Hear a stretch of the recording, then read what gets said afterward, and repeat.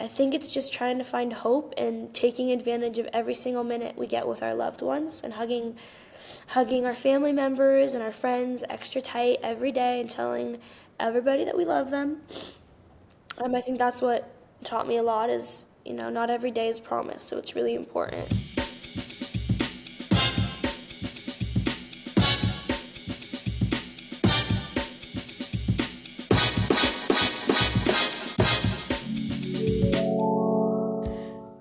Ava Kolker, welcome to the show. Thank you for joining us. Thank you for having me. Our pleasure, our pleasure. So why don't you tell our audience a little bit about yourself, where you're from, where you grew up, and a little bit about what you're doing. Lovely, yeah. So I'm 16 years old. I was born and raised in Los Angeles, California, so I've always lived in LA. And I'm an actress and a singer, and I also do some social media stuff on the side. I've done some projects for Disney. I was on Disney Channel for 7 years. I just released my debut EP, which was a 6-song EP, and before that I released 7 singles. So I've got some songs out there. So yeah, it's a lot of fun. I love it. That's a lot of work for someone your age. Incredible. Thank you. What role does songwriting have in your life? I love songwriting. Songwriting is kind of like therapy for me. It's a way that I can express myself and get in touch with my inner thoughts and emotions and realize that I'm feeling ways that I was unaware of. And sometimes when you just write pen on paper, it's like journaling in a way. But ironically enough, I've never been good at journaling. I can't just like sit down and write my thoughts. It's been kind of difficult for me.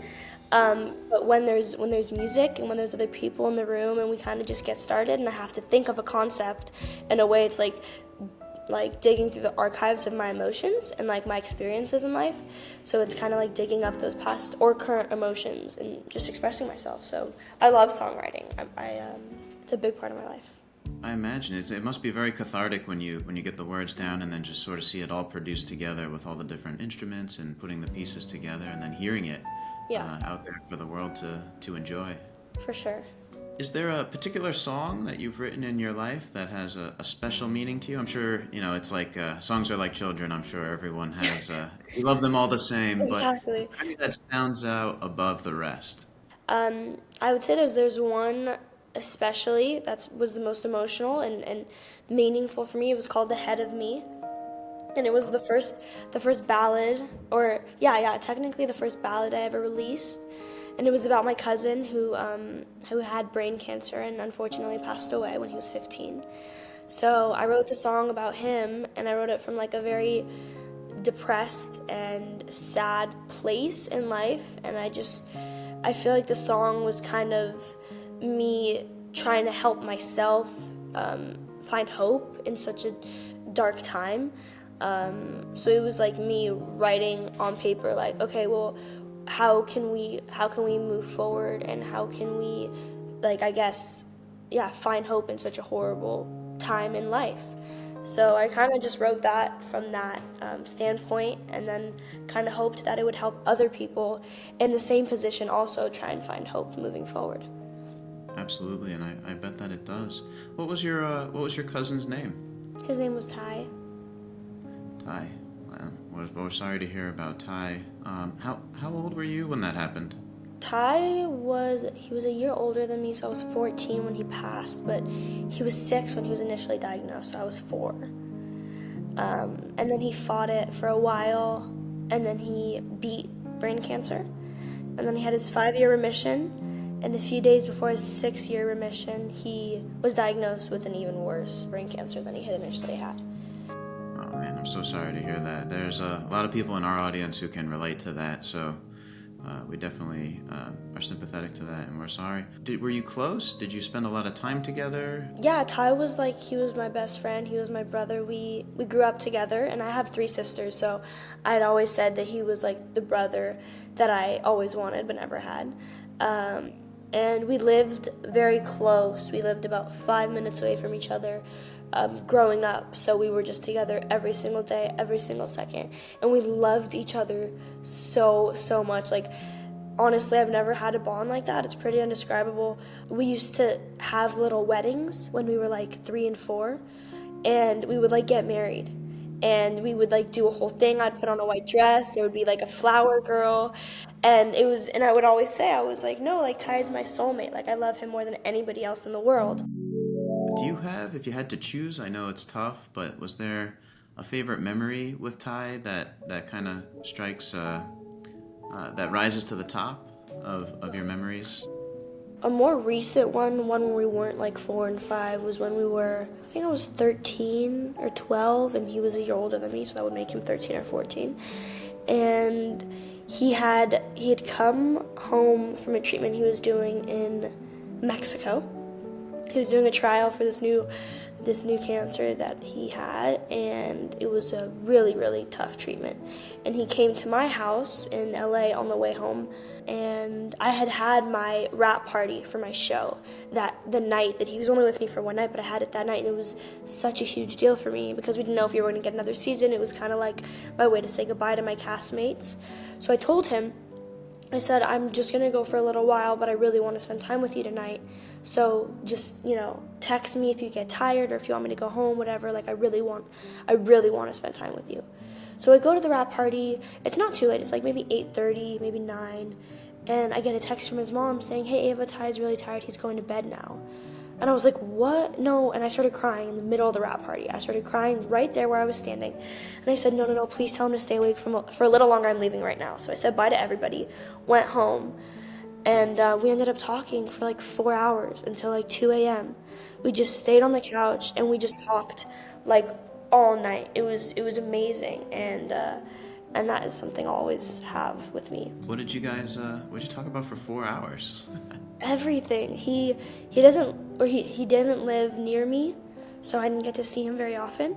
So we caught up on everything, and we talked about the past, we talked about the future, and our goals and our plans and our experiences. You said you spoke about the future. What were some things that you dreamt of for the future, and some things that Ty dreamt of for the future? Well, it's gonna make me cry. We always talked about, You like... can take a minute. It's okay. Yeah, sorry. Yeah. A lot of people have these feelings that echo on even after someone passes, and the reason we like to ask this particular question is because we always wonder, how does somebody, when they carry someone forward with them, what are some things that they like to do that maybe they didn't get a chance to do? We've seen it before with other people we've lost in the past. There was a little girl, Angelina, who actually we consider the godmother to our Give Kids the World wish granting program, called our Enchanted Theme Park Experience. And her dream was for us to send as many other children that were going through what she went through to Disney on the same experience that we had with Virgil.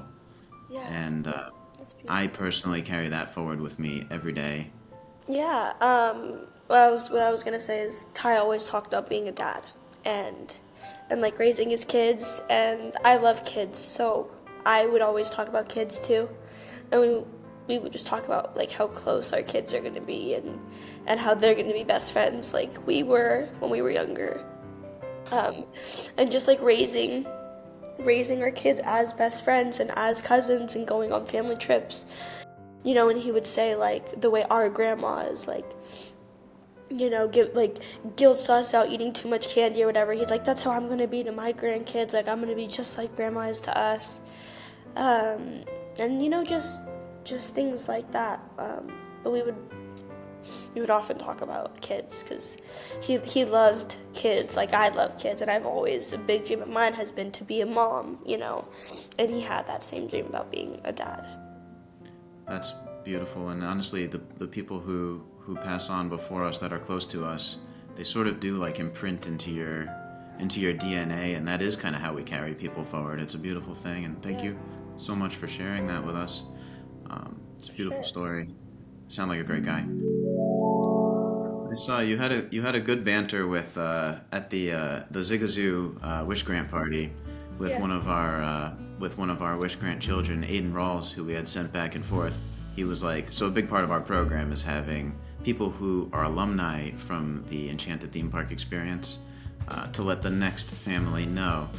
and so he went through the program, had the best time ever, and he was so excited to help with producing Virgil's. And I remember you were one of the first people that walked up to him and started talking to him, and it was adorable because he's like 7, and you could see like he was talking to you and one other girl that you were with, and you could see the birds chirping. He was just like, "Oh my God, I'm so important here, and they're so pretty."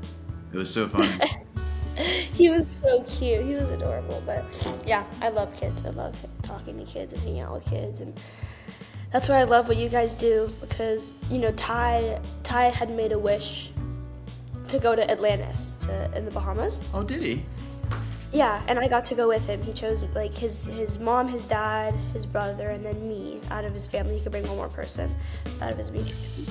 So he brought me, and I'm so grateful for that trip. And that is, honestly, we got a little bit unlucky because we went in the middle of terrible weather. So it was super rainy and stormy, and there was like thunder, lightning, everything. So we didn't really go outside much, which is a bummer considering it's the Bahamas. I remember being pent up in the room, and his dad sent me some videos of us just like jumping on the beds, like jumping back and forth, or like playing hide and seek in the room, or we put something on the TV, we were just like dancing, having a dance party, and seeing videos like rekindled a lot of the memories and brought them back.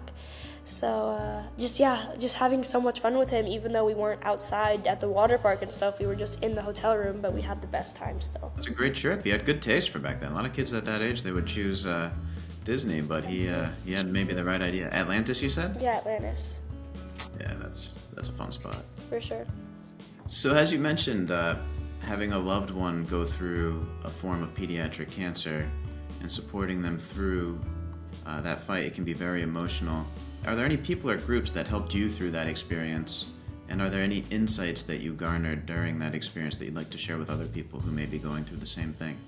The only person that helped me through that experience was Ty. He was just, every time I would just want to like cry my eyes out or be super sad, he was the one who helped me have a positive outlook on it. And his family and my family, my parents, I think it's really important when you're struggling with sad or dark thoughts or whatever, to lean on your loved ones and to go to them for comfort or support. And it's never a bad thing to cry. It's just nice to have somebody to cry with. My mom and I, we would cry together. So it was a tough time, but I think just trying to have a positive outlook and try to be hopeful and just think about how your words and your thoughts can affect the universe. So you want to put out just positive outcomes out there, no matter what it is, whether you want to pray for a miracle or just say out loud that we're going to get a miracle or something is going to change for the better, he's going to beat this. And we were all super positive, and then he beat it the first time, which was just it was incredible for us. And I'm so happy we got all of those extra years that we did. And I think it's just trying to find hope and taking advantage of every single minute we get with our loved ones, and hugging our family members and our friends extra tight every day and telling everybody that we love them. I think that's what taught me a lot is, not every day is promised, so it's really important to hug your loved ones for sure. Absolutely, yeah. Never go to bed angry at the people you care about. Yeah. And always make sure to get those last moments in to tell the people you love that you love them. Let them know, because you never know when, cancer or otherwise. Yeah. Each day could be your last. You mentioned one way you plan to use the platform in the future is to give back to the community and work with people who are experiencing challenges similar to those that you faced in the past. Can you tell us a little bit more about at least your experience with us, how you felt during Virgil's Wish Grant, different memories that might have drummed up, and then just overall the feeling of letting somebody know who has no expectation or no idea of the surprise coming, how that felt for you from your end? Yeah, so funny story. On that day, actually, that you and Virgil and everybody came to the house, there was like a DJ and there was music, and the DJ played Party Rock, which was Ty's favorite song. And No way. whenever we would go to an event or a party or be listening to music, he would beg to play that song, and he would have the time of his life. So the song came on, and my sister and I looked at each other, and we were like, "Wow, like he's with us," is kind of what we thought and what we said, and we were like, "He's probably here." And then you guys came later with Virgil, and we got the privilege of being able to make a little dream for him come true and be part of that. And it just made me and my sister and my mom so emotional to just think about how full circle it was, because Ty was Virgil at some point, and I was with him. And for him to have a dream come true was the most amazing experience for us to witness. Well, that's great. I mean, we love doing that as well. It's one of the most fulfilling things in my life. I'm not a big golfer. I don't have a lot of hobbies, but I love surprising people who have no expectation whatsoever out of life. And even better is when people only expect negative things to happen and then get totally surprised and have the 180 shift. For sure. So I can totally sympathize with that. And then to be able to help grant that for somebody else, it was just so full circle and so emotional for me that I want to do that a lot more now that I have the platform and that I'm in the position to help others that were in Ty's position. Like that's all I want to do. That's definitely a way that I could continue to make him proud and to carry on his legacy. Well, Ava, I can't thank you enough for this. There's a lot for people to unpack here, a lot of little nuggets of wisdom, and if people can pick up just a few and integrate them into their life, I think they'll be super pleased with the results. So thank you so much for coming on to the show, and we wish you a fantastic summer and good luck on your tour, and we look forward to working with you again in the future. Thank you so much for everything. Thank you for having me.